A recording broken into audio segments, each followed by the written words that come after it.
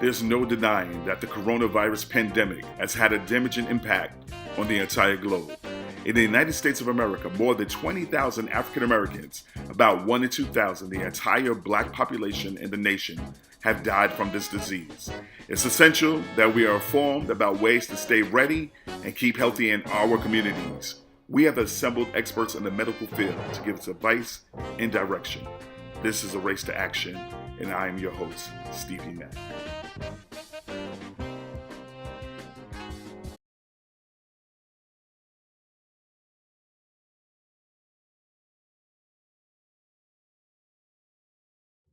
Hi, good morning, everyone. We're back with another edition of our podcast. I'm your host, Stevie Mack, and today we have a very special guest. We have Dr. Donald Moore, who serves as the president of the Provident Clinical Society. He's also a champion in the medical field, and we're just honored to have Dr. Moore with us this morning. How you doing, Dr. Moore? Hi, good morning. How are you? I'm very good. It's great to be with you. Glad to have you, Dr. Moore. So, Dr. Moore, I was blown away by your bio. I saw that you a graduate of Yale, the prestigious Yale University, if I'm not mistaken. I also know that you've been on the quote-unquote front lines and battlefield of the medical journey, if you will, and as a doctor and as a leader, but I know you could tell it better than I can. Can you just tell our listeners and our viewers out there just a little background of yourself and the mighty work you have been doing in the medical field? Well, as you said, I went to Yale Medical School. I did my MD and a master's in public health. So the epidemics are obviously part of public health. Since leaving medical school, I've been a primary care physician. In Brooklyn, I have my own practice, and I've been involved in organized medicine. I've also been involved in community medicine. So I have my hands in a lot of different things. Medicine is my career, it's my hobby, it's about everything that I do. Very good. Thank you, Dr. Moore. Thank you for telling the listeners. And I felt like I learned as well. So, Dr. Moore, you mentioned that you are also into community medicine. Can you speak to that for a few moments, if you don't mind, especially considering that the Black and Brown community, if you will, was plagued, hit especially hard. Can you converse on that, if you don't mind, about community medicine? Sure. Well, I don't think there is any profession that gets closer to the community than medicine. You know, in the old days, the doctors lived in the community. Everybody knew the doctor. Well, let me put it this way. Where my practice is now, you know, if it's alternate side of the street parking and I double park and I leave my car too long, I know I'm going to get a phone call. Somebody's going to be rapping on my door. Dr. Moore, you got to move your car. They know my car. They know me. They know what I do because I'm in the community. I've been at my practice site for definitely more than 30 years. I have moved. Patients travel all over. They go away. They come back and say, well, I have your old number and I was not clear if it was still going to work.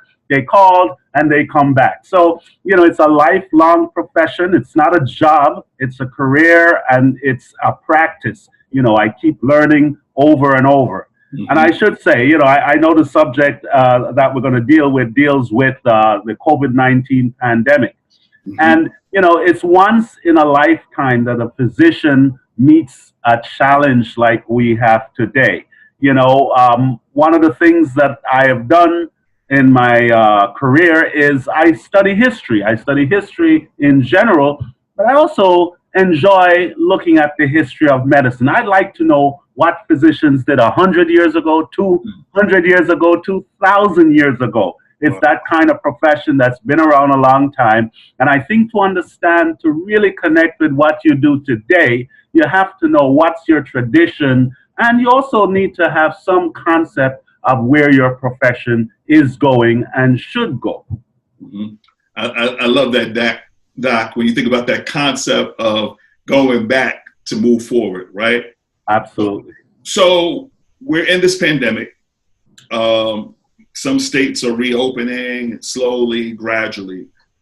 What impact have you seen as a practitioner in your community that you service? What has been the impact of this COVID-19 or this dreaded coronavirus, if you will? Okay, so I practice in Brooklyn, New York. Brooklyn has had the highest death rate in the United States. Now, the United States has had the worst of the pandemic so far. So I'm in the epicenter of the United States, and the United States is the epicenter of this pandemic. Gotcha. So I am in the middle of it. The thing that I recognize in some work we did in May was all of Brooklyn is not the same. We have one part of Brooklyn that has disease rates and death rates that are 10 times the other part of Brooklyn. Same county, same borough, but we have one group of people suffering 10 times more than another set of people. So that's a major disparity. So that's disparity staring you in the face in reality. And that, as a Brooklynite and as also a citizen of the United States, it's disturbing, and it's comforting to know someone like you is out there helping, but it's also just disturbing. So Dr. Moore, why do you think Brooklyn was hit so hard? And I also know that Brooklyn within itself, and I appreciated you for pointing it out, it's almost a tale of two cities, right? So Absolutely. Me being a native of East New York, born in Flatbush, raised in East New York, went to school in Bedford-Stuyvesant, I kind of know, especially during the 80s and 90s, some of the things that plagued the community. I don't want to play a guessing game. So I yield to you, sir. Why do you think Brooklyn was hit so hard? And I know you know the answer because it comes down to the social determinants of health. Gotcha. What are the social determinants of health? It's how much money you have in your pocket. It's where you live. It's where you went to school. It's the educational background of your parents. It's all of that. So there is epidemic disease and there is endemic disease. You know that in Brooklyn, where we have a large group of Black people, a large group of people of color, brown people, you know that endemic disease exists at a higher rate. Endemic disease, hypertension, diabetes, arthritis, all of that. So these people are suffering higher rates of disease already. But then comes the pandemic. Pandemic is just a really big epidemic, a worldwide epidemic. And what do you think is going to happen? It's going to blow those people away. And of course, in a disease that kills like COVID-19, you're going to have more people dying. And of course, when the epidemic first started, everybody, the word was, remove yourself from the path of the epidemic. Go home, work from home. Right? Well, of course, as a physician, that wasn't my orders. My orders were to go to the fire like the fireman. When the fire, everybody's going that way, I go that way. But some people can't. They can't get out of the way. They're first line workers, right? If you're a home health aide, what is your job? Your job is to take care of people. You can't do that from home. If you're a nurse's aide, you can't do that from home. If you're the delivery guy, everybody's waiting for that delivery because they're now at home. So that guy is moving twice as fast, doing twice as many deliveries. And so those are the people that are going to come in contact. Remember, this epidemic didn't start in Brooklyn. It didn't start in the United States. It came over on a plane or something like that, right? So it wasn't the people living in East New York or Canarsie that was doing the traveling. It was the people that they were serving that were doing the traveling. So those people brought the disease to the United States, but they exposed frontline people to the disease. And that's exactly what happened. I appreciate you even weaving that visual narrative, Dr. Moore, and also really giving people that backdrop, because for so long, and some areas of the media, it appeared that this epidemic started in the Black community because we know it got hit hard. And even though that has not been stated as the narrative, at least to some constituents of those communities or some residents, that was at least a feeling. So I hope the essential workers, the way you crystallize that concept and really weave that narrative, it really made sense even for me, because I was like, I didn't know what to say, like to explain, but the way you laid it out, it's much appreciated, and it was very clear. And if I may take it a little further. So here it is, this frontline worker goes to work doing his thing, serving, then goes home. Mm-hmm. All right, if you live in a house and there are 4 people in this house and you've got 2 bathrooms and 4 bedrooms, then if I get the disease, I'm just going to isolate myself. I'm going to use that bathroom and I'm going to stay in this bedroom, and the rest of my 3 other people in my family are going to stay over there and they'll bring me my food and But what is the reality of the home health aide having 4 bedrooms for 4 people? It's generally different. And I'll tell you a story. I love to tell stories. Sure. So I'm dealing with this lady who is bedbound at home, has 2 home health aides.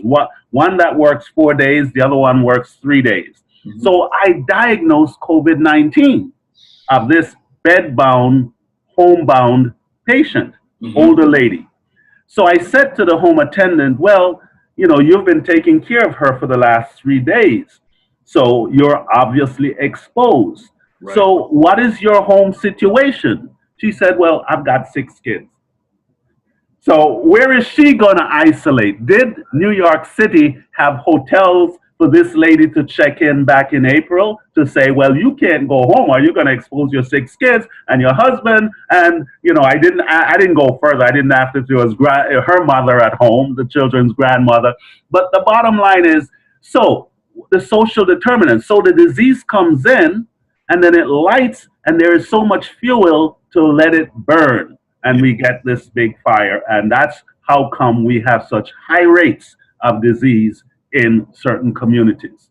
Wow, Doctor. Wow, Doc. This is mind-blowing, because this is personalizing it, right? And when you hear the stories, which is much appreciated, you can understand people's dilemma, people's problems, right? Now, Dr. Moore, what has been some of the things that you have done or advised those essential workers? Because unfortunately, the reality of life is that is the way they make their income, right? So we know that in order to have their income, they may face certain outcomes. What has been your medical advice to these workers, if you will? Well, the advice to an essential worker is the advice we give to everybody, right? Basically, if you have a respiratory infectious disease, then you need 2 precautions. One is respiratory precautions, right? Yes, and sir. The other is contact precautions. You need respiratory precautions because COVID-19, a respiratory disease like influenza, when you breathe, you expire the virus. When you cough, you expel the virus. Right. If you're in an environment where the circulation is poor, the virus is going to circulate in the air for quite some time. It may travel in the air. If it's a cough where you spray, a sneeze where you spray, then those droplets are going to settle on surfaces. You touch that surface and bring it to your face, and you're going to get infected. So it's going to be contact precautions. You wash your hands every time you touch something, or you wear gloves if you're about to do something that you think is likely to contaminate you. When you're finished with that process, you throw away those contaminated gloves. You don't walk around with them and keep touching your face. So we can bring the virus to our eyes, nose, and mouth through our hands, or we can get it directly sprayed in our face, eyes, nose, and our mouth, which is why we wear a mask. And I have a thing I say: the way people wear masks in Brooklyn, they wear it like a beard. The mask is down here. Doesn't help you on your chin. It doesn't help you here either. The mask goes above your nose, tightly against your face and comes with, if it's around the ear, you make sure that it fits nicely. The difference between an N95 mask, which is what you hear the healthcare workers use, is that it fits and it really closes off Mm. the air from going and escaping. It doesn't come out at the sides. And if you notice, when our personal protection equipment, we use a face shield. That Right. shields our eyes. And of course, as a physician, if I'm going into a COVID unit where there are multiple patients where I know they're expiring the virus into the air, then I want to go in with full protection. I want to look like a spaceman. I want my hair covered. I want my neck covered. I want the face mask. I want my N95. And I want everything down to my shoes covered. We didn't have all of that in the United States. As a matter of fact, what you heard, we all heard on the news, is that healthcare workers, all healthcare workers, were deprived the opportunity to have good protection. And not just, well, these first responders. So they're out there doing the work that is essential without the essential garment. So, of course, even if I gave good advice, we as a society did not provide the personal protective equipment that we needed to deal with the pandemic. That's why our rates in New York were so high. It came to New York first. It came to New York, it came to Washington State very, very early. You heard the governor saying, send us respirators. Respirators, send us, that's the end stage of the disease. We just needed not to get the disease. We needed to prevent the disease, which basically was to wear personal protective equipment. So I recommend, even today, when the rate of the disease is much lower, that you cover your face, you wash your hands, and you limit your contact. I don't think we should be hanging out. I don't think we should be hanging out, going to restaurants and all of this. I think people should be staying home, cook your own food, be careful if you're going out. If you go somewhere to buy stuff and the guy is selling you the stuff without a mask, don't buy it, go somewhere else. Protect yourself. Yeah. Wow. Wow, Doc. All right. It got me rethinking a lot of things. Okay. Because it seems like we're coming out of it, right? But it seems like we're still in the storm, so to speak. And I appreciate, I want to coin a phrase like, we need to have a plandemic to deal with this pandemic, right? I know it's like that. We're just playing around with words. But Doc, as a medical practitioner, a veteran medical practitioner, I might add, as also a student of history, I have to ask the question about vaccines, right? Or vaccinations. And what is your take? Because in certain sectors, not just in the African-American community, but in the general community, there's, and I don't want to delve in that, but there's a lot of resistance. There's some pushback, right? I wanted to hear from an expert, what is your take about vaccines? And not even, and let me just put a disclaimer, not to put you on the spot, but just out of respect for your field and not to hear the theorist, but to really hear a practitioner. What do you say to the people about that, Doc? All right. Well, the issue of vaccine is complicated and has many layers. Now, the best scenario is we get a vaccine. The best scenario is we get a vaccine soon. However, for this pandemic, for this epidemic, there won't be a vaccine. There are no vaccines for novel epidemics. The reason why we don't have vaccines for novel meaning new epidemics or pandemics is because it's new. We never saw it before. If your body never saw something before, you cannot have an immune response to it. And that's why we're also susceptible. There are no immune people to COVID-19 walking around who never had it. So it never existed. At least we didn't know about it. We think it started somewhere in China and came to the United States. They didn't know about it. So we're all in the same boat. Right. So fortunately, we're in the 21st century. Fortunately, we can do gene mapping and all of that. The Chinese people said, very soon after they identified that this was a virus, they found the virus, they did the gene sequence, and they gave it to the World Health Organization and says, here it is. We got it. For some reason, For some reason, after we got it, there was a testing. They developed a test. For some reason, in the United States, we decided, well, we didn't want the test the rest of the world had. We had to make our test. So initially, most of the cases of COVID 19 that I diagnosed as a physician, Mhm. I did it clinically because there was no test. Gotcha. Nobody, I didn't get the test to give to my patients. I didn't get the test to even do it to myself. I couldn't test myself. We couldn't test our healthcare workers, but we knew people were getting sick. How do we know? Because they got really sick, some of them. They ended up in hospitals, they ended up on ventilators. We know you have COVID 19.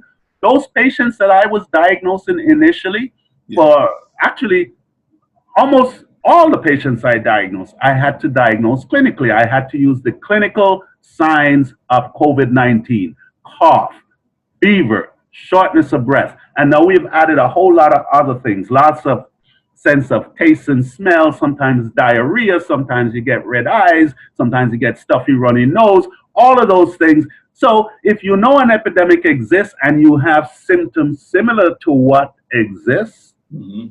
what has been defined as that disease, then you diagnose that disease and you go ahead and you treat it.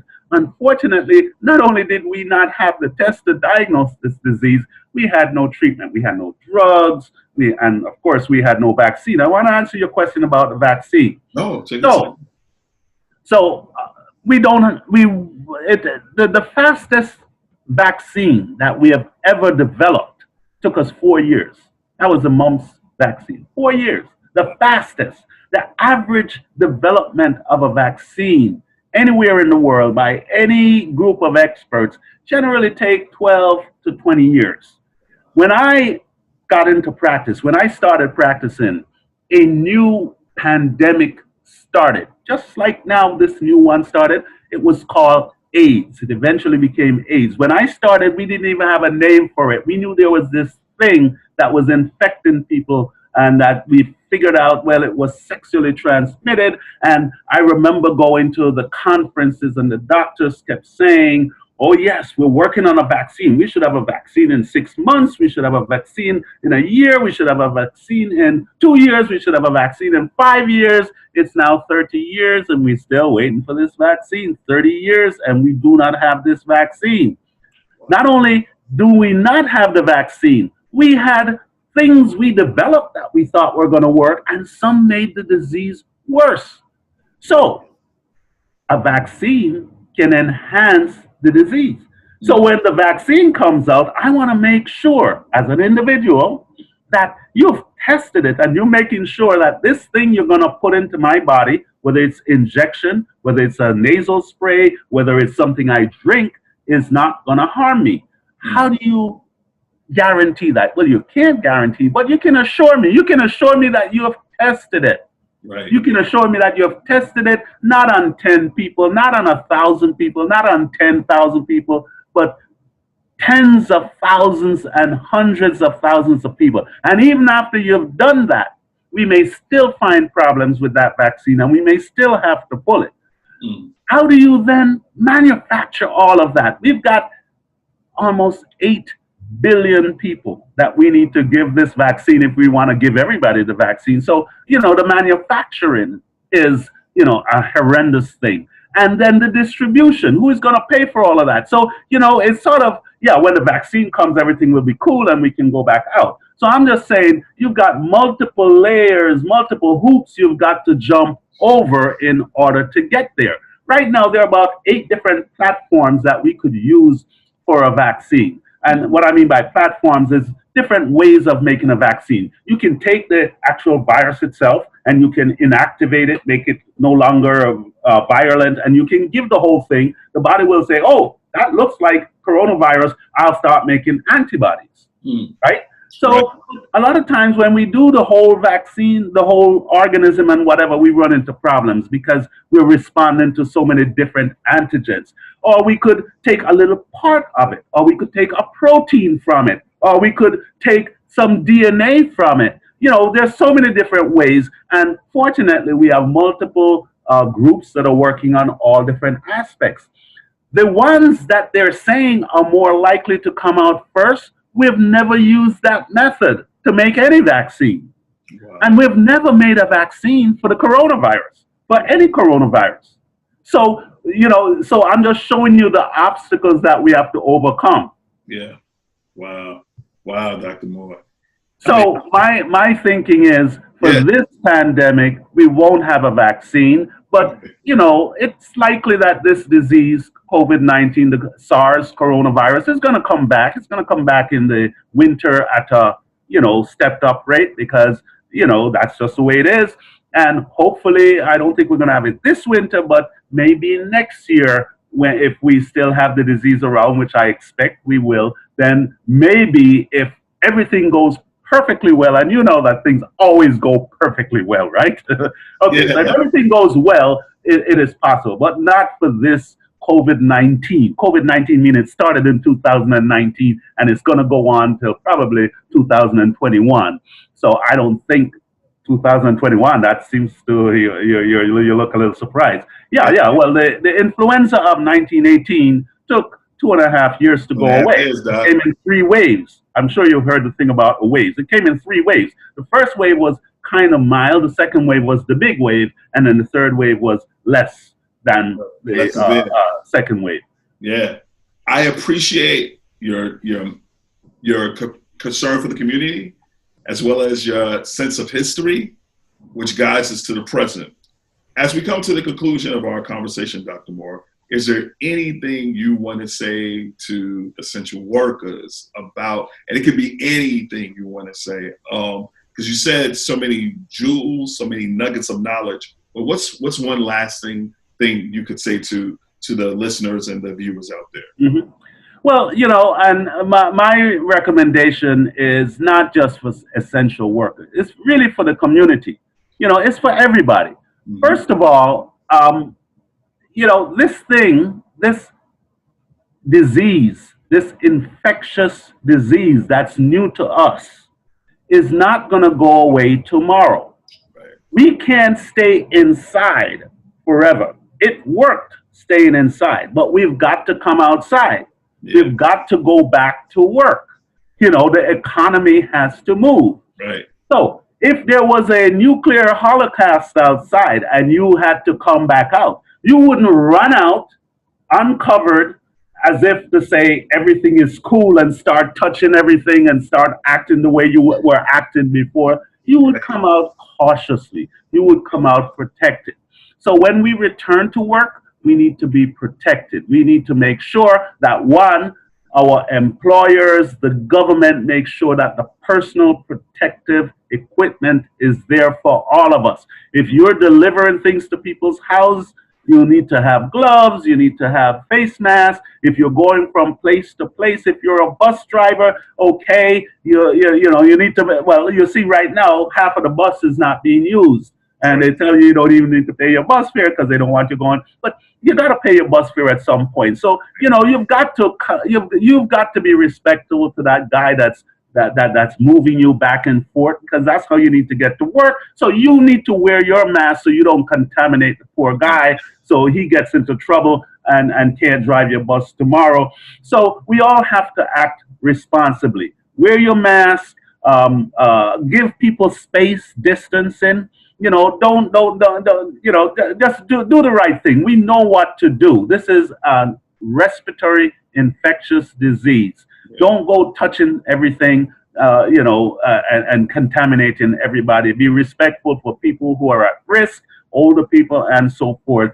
And, when you get sick, don't hide it.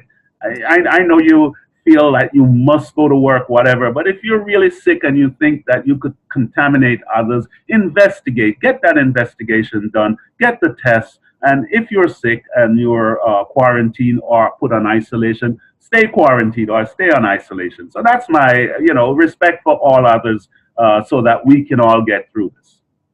Dr. Moore, we appreciate you, we salute you, and we thank you for taking the time to converse with us. And that concludes our podcast. I thank you so much, Dr. Moore. Steve, I really appreciate you, and thank you very much for this opportunity to talk to the people. Please, my pleasure, my honor. Thank you, Doc.